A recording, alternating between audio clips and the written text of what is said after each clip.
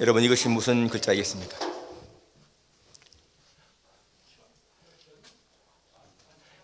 볼관자죠. 왼쪽에 있는 변은 이게 부엉이 관자고 오른쪽은 볼견이라고 합니다. 부엉이 같은 눈으로 꿰뚫어보는 그러한 것을 말하죠. 꿰뚫어본다. 그냥 보통 보는 것이 아니라 꿰뚫어본다. 여러분, 관중, 관객, 관찰한다, 또 사관, 직관, 주관, 객관, 다 관자죠. 세계관, 인생관, 우주관, 성경관, 국가관, 모든 것이 이 관자는 뭔가를 본다는 얘기거든요. 국가관 하면은 뭡니까? 국가를 어떻게 생각하는가 하는 것입니다. 1936년 저 베를린에서 11회 올림픽이 열렸을 적에 우리 손기영 선수는 마라톤에 우승했습니다. 그런데 시상대에 선 그의 모습은 기뻐하는 모습이었습니다.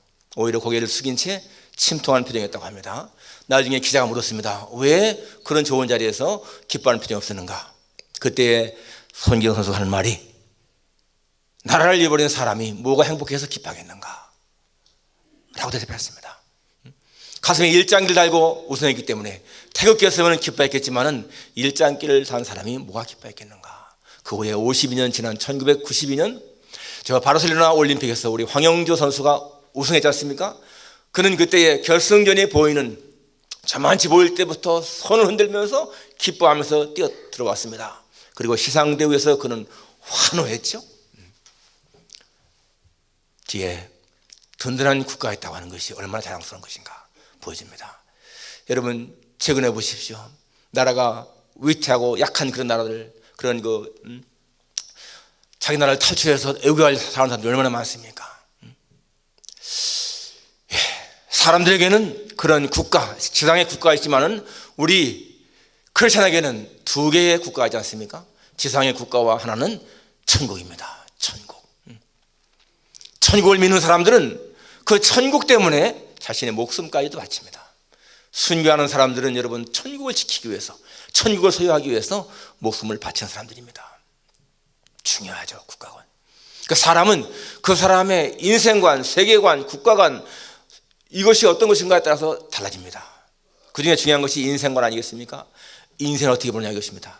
나를 어떻게 보는 것인가? 많은 사람들이 그저 이 진화론으로 생각합니다. 여러분, 진화론이라고 하는 것은 뭡니까? 사람이 우연히 생긴 존재라는 거예요. 우연히 흙속에서 태어나고 그 속에서 아메바 같은 그런 하등동물이 점점 진화해서 고등동물이 됐다. 여러분, 이것이 믿어지시나요? 여러분, 시계의 부품이 저절로 만들어지고 저절로 조립되어 가지고 돌아간다. 이게 믿어집니까? 자동차 엔진이 저절로 만들어지고 저절로 조립되어서 움직인다. 상상이 안 되지 않습니까? 최초의 인간, 분명히 창조가 있는 것입니다. 창조죠. 우리는 창조주를 믿지 않습니까? 성경은 명백하게 하나님이 자기 형상대로 인간을 창조했다라고 말씀합니다. 절대로 세계는, 이 지구는 태양에서 떨어져 나와가지고 수억 년 지난 다음에 식어서 거기에서 점점 생물이 생겼다. 그것은 가설이지만 가설도 믿을 수 없는 가설 아니겠어요? 하나님은 자신의 형상대로 인간을 창조했는데 처음에는 그 아름다운 인생이 자신의 모습을 상실했습니다. 범죄로 말미암아서. 그래서 그 상실된 하나님의 형상을 회복시키기 위해서 주님이 오셨고, 이제 오늘 본문에 보니까 누구든지 그리스도 안에 있으면 새로운 피조물이라 라고 말씀하고 있어요. 여러분과 제가 새로운 피조물이라는 거예요. 뉴 크리에이션이라는 거예요. 뉴 크리에이션. 그러면 뉴 크리에이션은 어떻게 살아야 할 것인가 라는 것입니다. 이 뉴 크리에이션은 어떤 존재인가? 첫째는 삶의 목적이 바뀐 존재입니다. 삶의 목적이 15절에 보니까 그가 모든 사람을 대신하여 죽으심은 살아있는 자들로 하여금 다시는 그들 자신을 위해 살지 않고 오직 그들을 대신하여 죽었다가 다시 살아나신 이를 위하여 살게 하십니다. 예수님이 십자가에 죽으신 것은 다시는 우리 살리신 우리가 자신을 살지 않고 바로 살리신 그분 예수님으로 살게 하려 함이라 라고 지금 말씀했습니다. 여러분, 인간은요 죄로 다 죽었던 자인 거예요. 죽었던 자인데 예수님이 우리를 살리시면서 이제 내가 너를 살렸으니까 너는 나를 위해 살아라 한다는 거예요. 처음부터 여러분 하나님은 인간을 당신의 영광을 위해 창조했습니다. 이사야 43장에 보니까 내가 내 영광을 위해 창조자 오게 하라. 내가 그들 지었고 만들었느니라. 내 백성은 내가 나를 위해 지었나니 내 찬송을 부르게 하려 함이라 라고 말씀했습니다. 처음부터 하나님은 인간을 창조할 때에 자신을 위해 지었다는 것입니다. 이 말에 우리는 그런 의문이 생기죠. 왜 하나님이 인간을 지었으면은 그냥 우리가 우리를 위해 살게 하시지 하나님을 위해 살게 하십니까? 하나님이 너무 이기적이 아니십니까? 라고 질문할 수 있습니다. 근데 여러분, 우리가 하나님을 위해 살아갈 때에 가장 멋진 인생을 살 수 있기 때문에 그렇습니다. 여러분, 이 피아노가 가장 멋질 때가 언제겠습니까?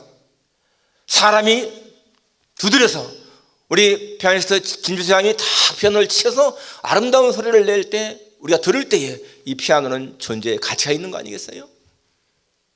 여러분이 가지고 있는 스마트폰이 사람이 사용을 해서 쓰니까 스마트폰에 가치가 있는 거 아니겠습니까? 자동차가 사람이 운전하니까 가치 있는 거 아니겠습니까? 자동차나 스마트폰이나 피아노가 자기만으로 존재한다 생각해 보세요. 가치가 없습니다. 만든 사람이 사용하니까 가치가 있는 거예요. 사람 마찬가지입니다. 우리를 창조하신 하나님이 당신의 목적대로 사용할 때, 우리가 그분께 쓰임받을 때 가장 멋있게, 가장 아름답게 쓰임받는 것이라는 겁니다. 그렇기 때문에 여러분, 내가 내 영광을 위해 창조한 자를 오게 하라 하는 그 말씀, 우리가 하나님을 위해 살아갈 때 가장 아름다운 삶을 살기 때문에 그렇습니다. 사람들은 자기를 위해 살아야 가장 좋은 걸 생각합니다. 그러나 여러분, 진정한 이기주의자는요, 이타주의자라는 말이 있습니다. 진정한 이기주의자는 이타주의자다. 왜냐하면 정말로 자기를 사랑하는 사람은 남을 사랑할 수밖에 없다는 거예요. 왜? 그렇게 할 때 나는 우양식이 되기 때문에. 그러나 여러분, 내가 잘 되기 위한 목적으로 남을 사랑하는 거, 그건 불순한 거죠. 순수한 동기가 아닙니다. 성경은 남에게 주라, 그러면 너에게 줄 것이요 라고 말씀했습니다. 내가 받기 위해 주는 것이 아니고 순수한 마음으로 남에게 주니까 받는다는 거예요. 그것이 순수한 이타주의이고 그것이 진짜 이기주의입니다. 사람은 내가 막 움켜잡을 적에 내가 갖는 것이 아니고 내가 풀어줄 때, 남에게 줄 때 그 내게 온다. 이게 이타주의 아니겠습니까? 그게 진정한 이기주의라는 거예요. 그러니까 정말 참된 이기주의는 이타주의자다, 이런 말이 성립되는 거죠.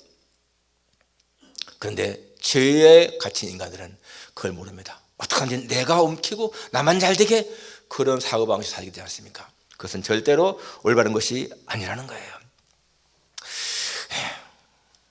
우리의 삶의 목적이 바로 하나님을 위한 것이 될 때, 그것은 뭡니까? 그분이 나의 창조주이시고 내 주인이시니까 순수한 마음으로 그분을 사랑하는 거 아니겠습니까? 바로 우리의 삶의 목적이 바뀐 거예요. 오늘 12절 말씀 여러분 기억하십시오. 그가 모든 사람을 대신하여 죽으심은 살아있는 자들로 하여금 다시는 그들 자신을 위해 살지 않고 오직 그들을 대신하여 죽었다가 다시 살아나신 이를 위해 살게 하심이라. 사람은 자기를 위해 살다가 망한 거예요. 자기를 위해 살다가 범죄한 것입니다. 그렇기 때문에 이제 예수님 안에 있는 자들에게는 다시는 자기를 살지 않고 살리신 예수님을 살 때 그것이 정말로 자기를 위한 삶이 된다. 그렇기 때문에 여러분, 우리는 삶의 목적이 바뀐 사람들입니다. 두 번째는 가치의 기준이 바뀐 것입니다. 가치의 기준, 가치관이 바뀐 것이죠. 16절에 보니까 그러므로 우리가 이제부터는 어떤 사람도 육신을 따라 알지 아니하노라. 비록 우리가 그리스도도 육신을 따라 알았으나 이제부터는 그같이 알지 아니하노라. 지금까지는 육신을 따라 판단했다는 것입니다. 여러분, 사람들이 사람을 판단할 때 뭡니까? 항상 그 사람의 겉만 보고 판단하지 않습니까? 저 사람이 가진 지식이나 외모나 자리나 명예나 학식이나 그런 것 때문에 그 사람을 판단합니다. 이번에 장관들 그 참 추천받은 사람들 보니까요, 7명이 전부 다가 청문회에서 다 걸리잖아요. 집값을 잡아야 할, 투기를 막아야 할 사람이 먼저 투기를 한 그런 전력이 있고요. 다 그런 흠이 있어요. 근데 사람들은 그렇게 다 외적인 것, 참 장관직 좋으니까 다 되려고 하지만은 그렇게 판단합니다. 여러분, 사도 바울도 처음에는 예수 알기 전에는 자신의 외적인 걸 자랑했습니다. 혈통 자랑했죠. 자기는 베냐민 지파, 최초의 왕을, 사울 왕을 낸 지파, 베냐민 지파들은요 최초의 왕 사울 냈기 때문에 굉장한 자부심이 있습니다. 그리고 자기 지식, 나는 가말리엘의 문화, 가말리엘의 문화생이야 자랑했잖아요. 나는 바리새인 중에 바리새인이야. 나는 율법으로 흠이 없는 사람이야. 나는 율법으로 열심히 있는 사람이야 자랑했는데, 예수님 믿고 나니까 그러한 모든 자랑이요 아무 가치가 없는 거예요. 성경이 뭐라고 말합니까? 배설물같이 여겼다라고 말합니다. 배설물같이 여겼다. 예수님을 아는 지식이 너무나 고상해서 그런 세상 것들이 다 배설물처럼 여겼다. 가치관이 바뀐 겁니다. 그렇게 추구하던 아름다운 것들, 좋은 것들이 여러분 아무 가치 없이 보이는 거예요. 예수님 안에 있으면 우리는 세상적인 판단 기준이 아니고 하나님의 기준으로 보기 때문에 가치의 기준이 바뀐다는 것입니다. 여러분, 세계적으로 유명한 헤비타트 운동 아시죠? 헤비타트 for Community. 이것은 1976년에 밀러라는 사람이 처음에 시작했습니다. 밀라드 풀러라는 사람, 밀라드 풀러죠. 이 사람은 알라바마에서 출생했습니다. 아주 가난한 집에 태어났습니다. 어릴 때 자기 집에 가져본 적이 없습니다. 그런데 어머니 아버지는 신앙인이었기 때문에 이 밀라드에게 너는 평생을 살아가면서 하나님의 영광을 살아가라 교육이었어요. 신앙교육. 그래서 이 밀라드는 성장하면서 돈 버는 것이 목적이었어요. 돈 버는 것. 그런데 굉장히 머리가 뛰어났습니다. 돈 버는 재능이 있었습니다. 그는 알라바마 법대를 나왔고요, 변호사가 됐는데 그전에도 뭐 학교 다닐 적에도 아르바이트로 돈 다 벌어서 다 된 거예요. 그리고 28세 때에 이미 백만장자가 됐습니다. 결혼했어요. 2아이가 있었습니다. 그는 그 알라바마 그 남부 지역에 20에이커 이상 되는 땅에 그 당시에 수십만 불짜리 집을 소유했어요. 그리고 자가용 비행기, 최고급 자동차, 그리고 스포츠용 보트, 그런 거를 마련하고 안락하게 살았습니다. 매일매일 돈이 쌓이는 그러한 재미가 즐거웠습니다. 그런데 어느 날 갑자기요, 아내 린다가 편지 쪽지 하나를 떼놓고 집을 나가버린 거예요. 나는 돈과 결혼하지 않았습니다. 나는 예수님과 점점 멀어지는 당신과는 살 수가 없습니다. 그런 쪽지였어요. 너무 충격을 받았습니다. 평소에 아내가 자꾸만 자기한테 그런 얘기 했거든요. 신앙을 잃으면 안 된다, 하나님 몰래 먼저 안 된다, 그런 말을 자꾸만 줬지만은 그는 그 말을 무시하고 그냥 좋게 살았던 거예요. 충격을 받았어요. 그는 어릴 적에 부모님으로부터 신앙 훈련 받으면서 평생을 하나님의 영광을 살라 말 들으면서 기도할 적에도 하나님, 내가 돈을 많이 벌면은 정말 하나님을 위해서 일하겠습니다, 그런 기도를 했는데 자기 돈이 많아지니까요 그것이 다 잊어버려지고 그냥 세속적으로 살았습니다. 그는 철저하게 하나님 앞에 무릎 꿇고 회개했습니다. 정말 눈물로 회개했습니다. 하나님, 내가 하나님 앞에 기도하며 살았던 것이 하나님의 영광을 살겠다고 했는데 내가 이렇게 물질적인 부에 빠져서 살고 있습니다. 그는요 뉴욕에 있는 아내를 찾아가서 약속했습니다. 내가 다시는 이렇게 살지 않고 정말 당신이 원하는 대로 살겠다. 그리고는 돌아와서요 집을 팔아버리고요, 자가용 비행기를 팔아버리고 그 보트를 팔아버렸습니다. 그 모든 돈을 갖다가 자선단체에 기부했고 불우한 이웃에게 주었습니다. 그때 아내가요 받아줬어요. 다시 왔습니다. 그리고 둘은 아프리카로 선교를 갔습니다. 선교 가서 몇 년 딱 임기를 채우고는 다시 돌아왔는데 남부 지역에 있는 그 흑인촌에 갔는데요 집이 없는 거예요. 사람들이 그 집 짓기, 집 하나 짓는 그런 것을 시작을 했습니다. 그것이 헤비타트 운동의 시작이었습니다. 1976년에 시작된 이 운동이 금년까지 전 세계에 96개국의 지부가 있고요 20만 채 이상의 집을 지었고 100만 명 이상에게 혜택을 주었습니다. 거기에 유명한 자가 누굽니까? 카터 대통령이죠. 카터 대통령이 이 헤비타트의 홍보대사가 되어 활동하지 않습니까? 세상적인 부, 즐거움 따라가던 사람이요 예수님을 다시 만나니까 가치관이 변하는 거예요. 그게 진정한 행복이 아니구나, 가정이 깨어지는구나.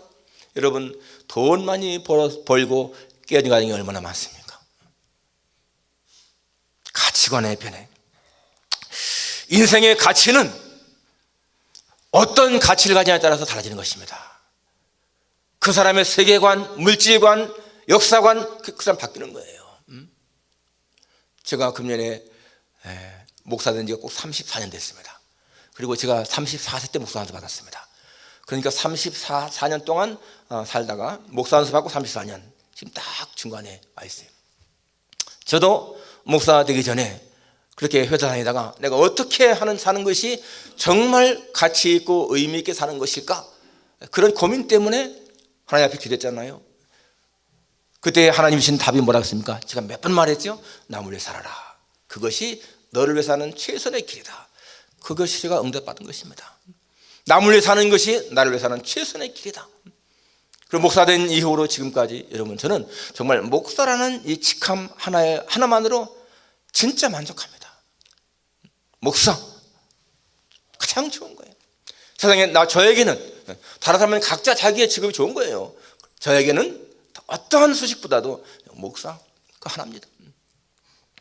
어떠한 가치로 사는 것이냐 중요한 것입니다. 여러분 돈의 최후에 갇혀있는 사람들은 뇌물을 받게 되어 있는 거예요. 돈의 최후 가치를 두기 때문에 뇌물을 주면은 받게 되어 있습니다. 그러나 돈보다 명예, 정직을 더 중시하는 사람은 뇌물이 올 때에 거절할 수가 있는 거죠. 어떠한 가치로 사느냐 하는 것입니다.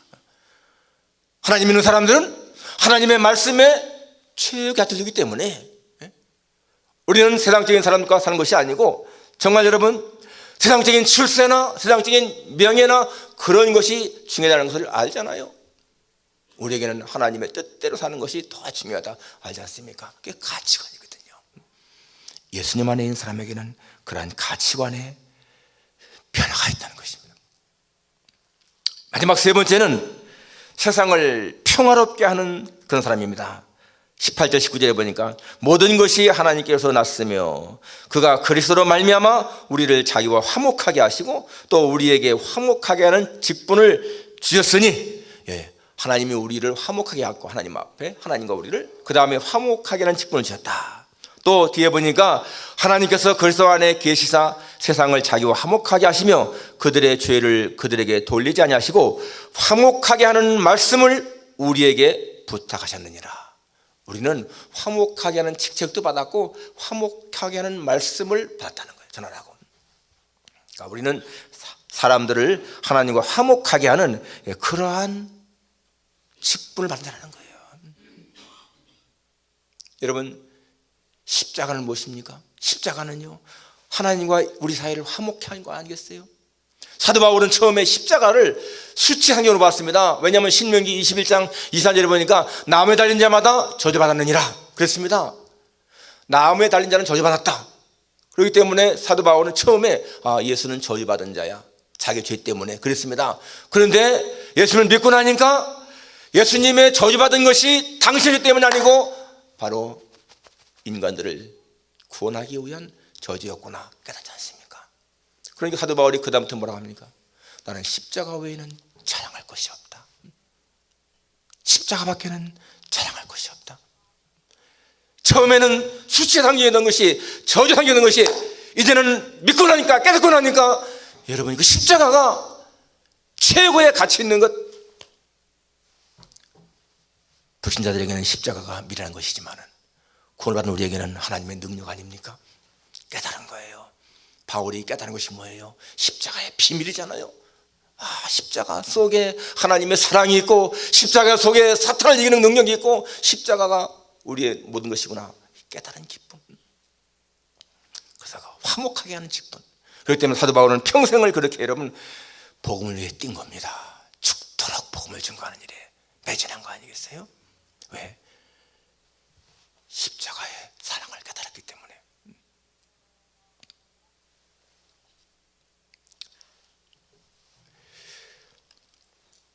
구약에 예언된 그 고난받는 메시아가 바로 십자가에 있구나.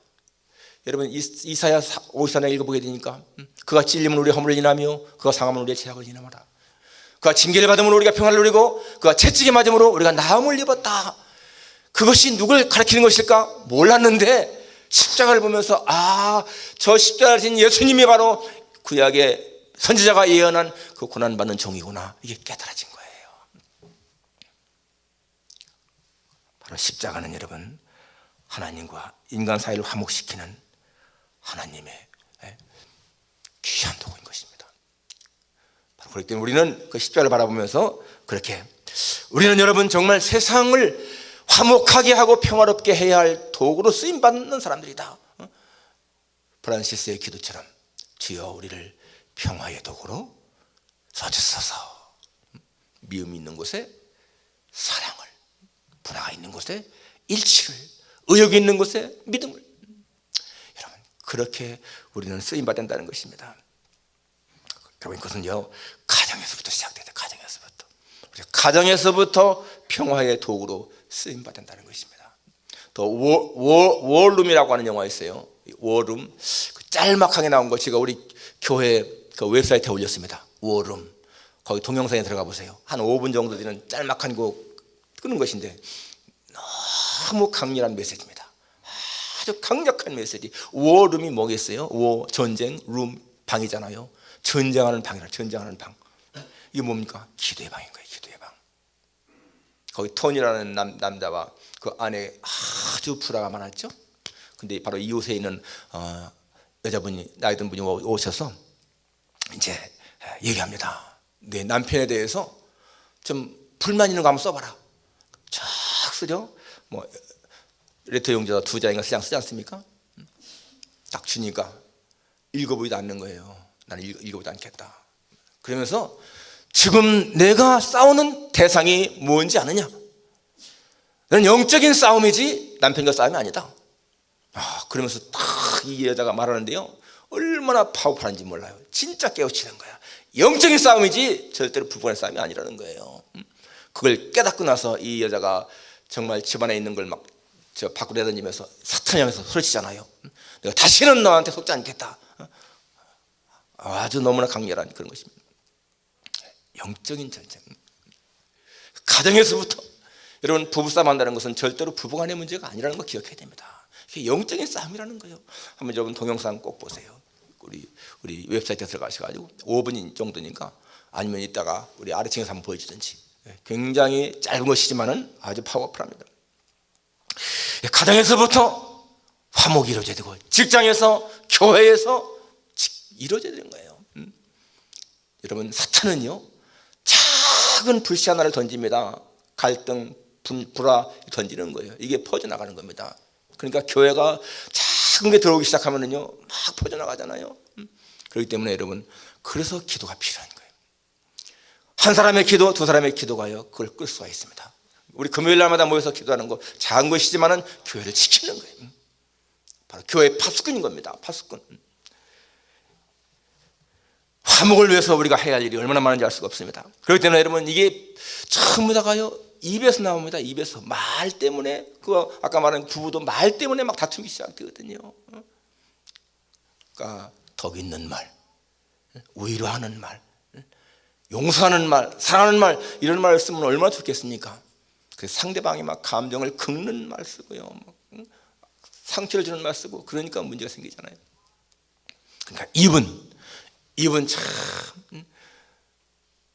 그렇게 좋은 데 쓰임 받기도 하고 악한 데 쓰임 받기도 하고 그럽니다. 그러니까 우리가 말을 정말 절제해야 되는 거 아니겠어요? 여러분, 오늘 본문에 누구든지 예수님 안에 있으면 새로운 피조물이라. 바로 우리가 새로운 피조물이라는 거예요. 중요한 말이 뭐예요? 예수님 안에 있으면 in Christ, in Christ. 예수님 안에 있으면. 이 말은 in Christ는요 with Christ보다 훨씬 강합니다. 예수님과 함께는요 계속 둘로 남아 있어요. in Christ는요 하나인 거예요. 하나. 사도 바울이 고백하잖아요. 내가 그리스도와 함께 십자가에 못 박혔나니 그런 적 이제는 내가 산 것이 아니요 내 안에 그리스도께서 사신 것이라. 하나 된 거예요. 가룟 유다는 3년 동안 예수님과 함께 살았지만은 예수님을 배신하고 말았고요. 오병이어를 체험한 군중들은 예수님과 함께 있었지만은 다 떠나고 말았습니다. 그러나 인 크라이스트, 예수님 안에 있는 사람들은 떠날 수가 없는 거예요. 우리는 예수님 안에 있는 존재, 그분과 하나 된 존재, 그렇기 때문에 언제나 그분 안에 있어야 할 사람들인 것을 기억해야 됩니다. 그런 사람들은 여러분 하나님께 모든 것을 다 맡기고요, 진짜 그분을 의탁하는 거예요. 의탁. 그분께 자신을 완전히 맡기는 삶을 사는 겁니다. 오늘 여러분 주보의 칼럼, 제가 여러분 안 읽으니까 오늘 제가 이걸 말씀드릴게요. 여기 버포드라고 하는 사람이 얘기입니다. 이 사람은 하프타임이라고 하는 책을 쓴 사람이에요. 하프타임. 이 사람은 미국의 케이블 TV를 창설해서 굉장히 성공한 사람입니다. 아주 인생의 절정에 돈을 많이 벌고 그렇게 성공하는 바로 그 순간에 하나밖에 없는 아들이요, 죽습니다. 얼마나 슬프겠어요. 그 많은 부, 그걸 같이 나누고 행복해야 할 자기의 아들이 죽고 맙니다. 그때 그는 자신을 돌아보죠. 내가 지금 어디로 가고 있는가? 정말 의미 있는 삶이 무엇인가? 그는 자기 아들이 가 있을 영원한 천국을 사모하게 됩니다.